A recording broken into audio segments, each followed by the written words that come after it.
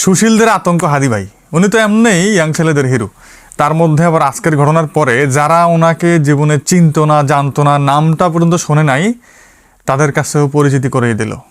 মানে ওনাকে থামিয়ে দেওয়ার যে চেষ্টাটা করা হইলো, এতে করে বাংলাদেশের মাটিতে মনে হয় এমন আর একটা নেতাও খুঁজে পাওয়া যাবে না যারা এত দ্রুত মানুষের কাছে পরিচিতি লাভ করছে। মানে ভাবলাম যে 28 সনে উনি নির্বাচন করতেছে, কোনো রকম নির্বাচন করবে, ওনার কাছে তো ওরকম টাকা পয়সা নাই, সবাই দামি দামি গাড়ি দিয়ে নির্বাচনের প্রচারণা করে, আর উনি ভ্যান গাড়ি রিক্সায় করে করে প্রচারণা চালায়। সেই মানুষটা কীভাবে এই রাজনীতিতে টিকবে?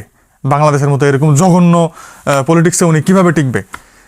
তো এখন মনে হচ্ছে যে ওনার এই ঘটনার পরে উনি যেভাবে মানুষের মনে জায়গা করে নিতেছে, তাতে মনে হয় যে ওনার এমপি হওয়া নিশ্চিত হয়ে গেছে ইনশাল্লাহ। আল্লাহ না করুক, উনি যদি আমাদের মাছ থেকে হারায় না যায়, উনি যদি মৃত্যুবরণ না করে, ওনাকে যদি আল্লাহ পাক সহি সালামতে আমাদের মাঝে আবার ফিরিয়ে আনে, যারা ওনার কাছে বোমের মতো আতঙ্ক ছিল, তাদের কাছে মিজাইল হিসাবে ফিরে আসবে ইনশাল্লাহ।